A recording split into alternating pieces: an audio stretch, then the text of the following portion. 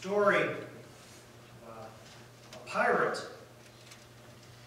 who was way up in the crow's nest, way up top. When the floor of the crow's nest gave way, and for whatever reason, because of construction, the floor underneath him gave out and he fell, and he went right through the first floor deck of the ship.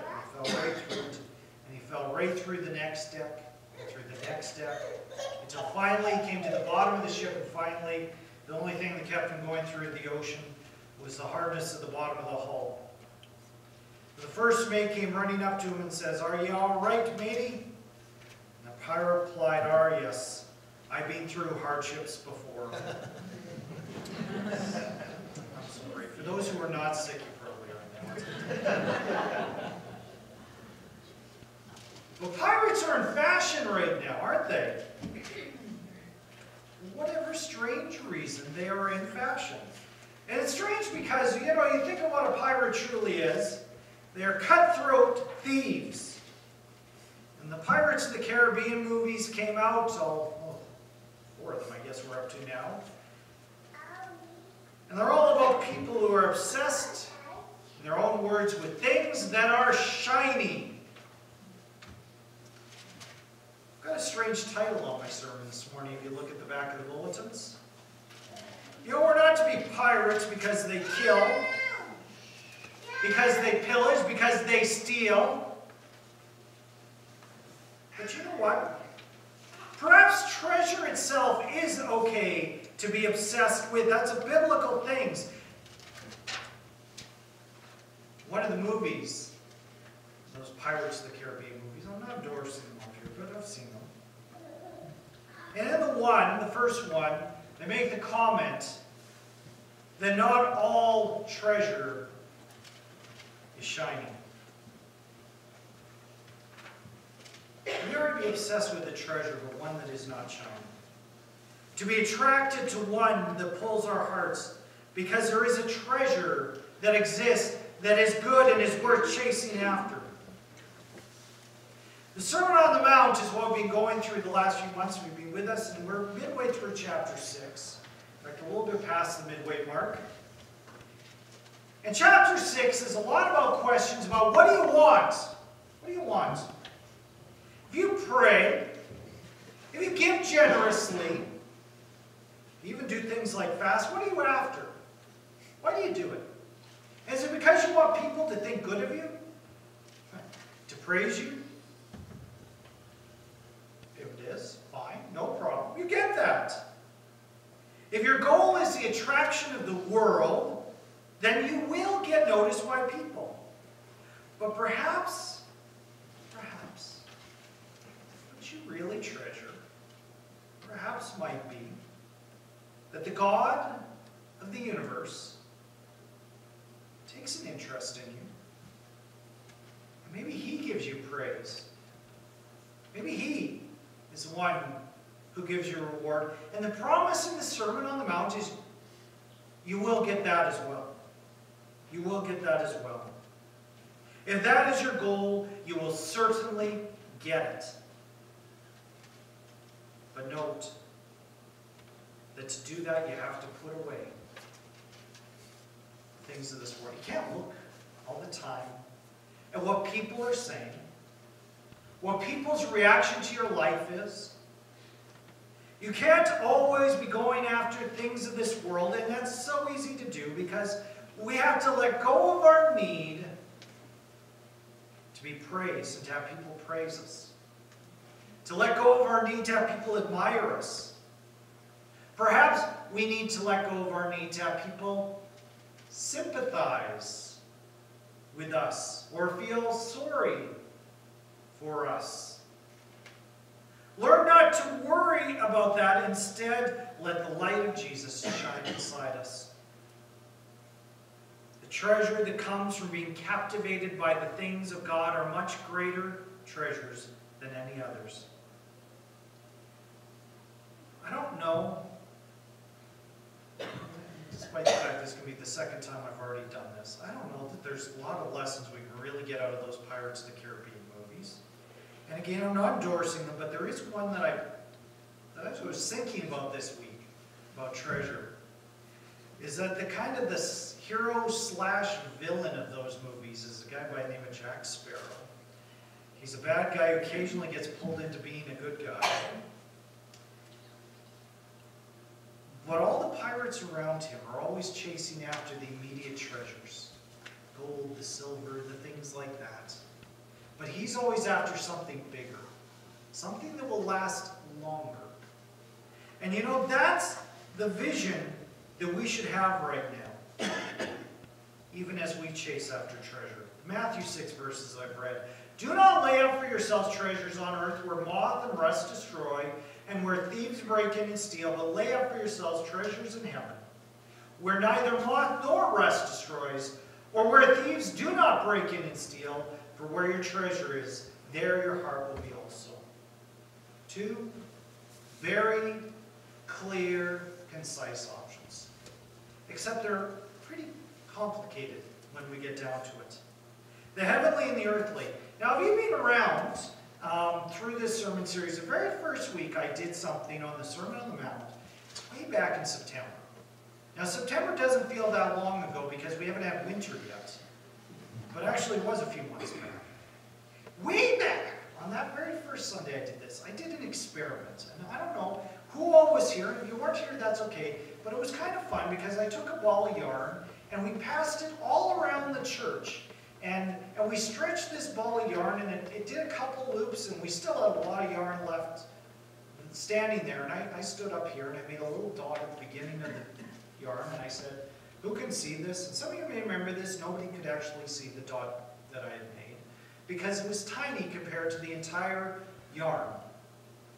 And my point in all that was, the dot was very little, but the yarn was long. And the yarn represented our entire lives. And the dot represented the part of our lives that we live on earth. The part of our lives that we live on earth is pretty short compared to all of eternity. Now, why am I bringing up something I've already talked about? I thought about getting really creative and showing the tape behind me of it. It was too high-tech. Use your imaginations instead. See, it comes down to where is our focus? Where is our focus? What is your true passion? Think about that for a moment. What is your true passions in life? Now, I'd like to say, we'd all say things like worship and serving others. But you know what? Honestly, those are good answers. But often there is something deeper that lurks within our hearts. Perhaps prestige, to look good in the eyes of others. Maybe it's just cold, hard cash. We like to accumulate not just money, but stuff. Perhaps it's having a life of ease. Maybe what really drives our life, where our true passion is, might have to do with lust or pleasure or the way people look at me.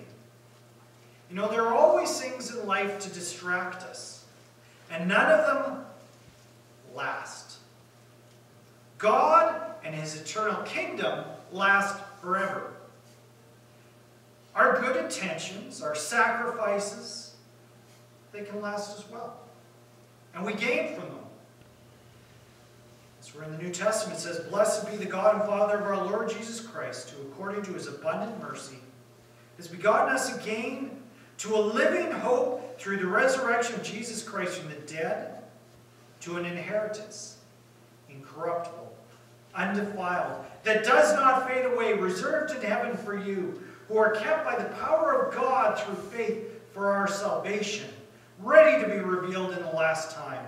In this you greatly rejoice, though now for a little while, if need be, you may suffer."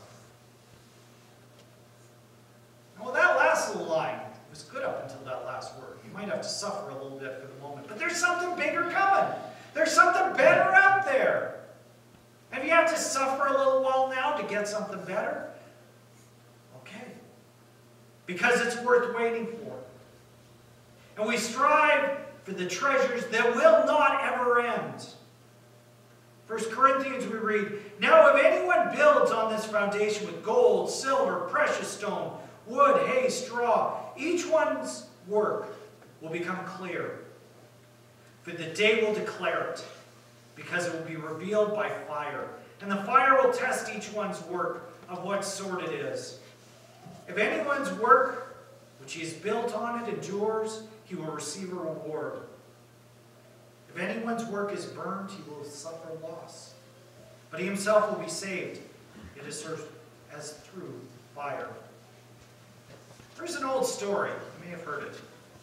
It had to do with 3 little pigs and a big bad wolf. Anybody ever heard this story? Of course we have. Well, 3 pigs, they all end up surviving in the end of the story, which is quite remarkable. I don't know too many pigs who actually outlive the story. Most have become bacon by the end. But these pigs survive, but only one gets to keep his house. And that's kind of the illustration that Paul is giving us. You know what? We have lives, we're given salvation, we build upon it. Do we build things that last? Or do we build things that fall apart? It talks about moths eating, thieves stealing, rust wrecking. Remember, I'm so excited, and I think a lot of people, particularly the men here, can understand this. Being so excited about that first car, that first vehicle, and saving hard, and oh boy, that was, mine was an AMC. It was a few years old. That company doesn't even exist anymore. A lot of what Chrysler long ago. It was a little red rust bucket. Actually, it wasn't even that old when I got it. It was fairly new even.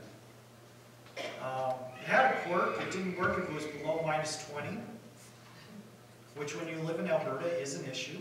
We still haven't got married, and so we always tried to drive, and it would always quit on her, it seemed. I don't know what's happened to that car. I bet you it's being stripped down and destroyed. It's long gone. But boy, it was exciting at the time to get. Boy, I'm glad I don't drive it now.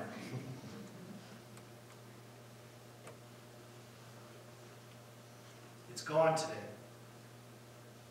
I've done things through my life to try to impress people. I'm sure you've done that too. I always do. But some of the people I've worked hard to impress, I haven't seen them in a long time. I don't know where they are. And all my hard work to impress them is gone. Really. So they probably don't even remember me anymore. But you know what?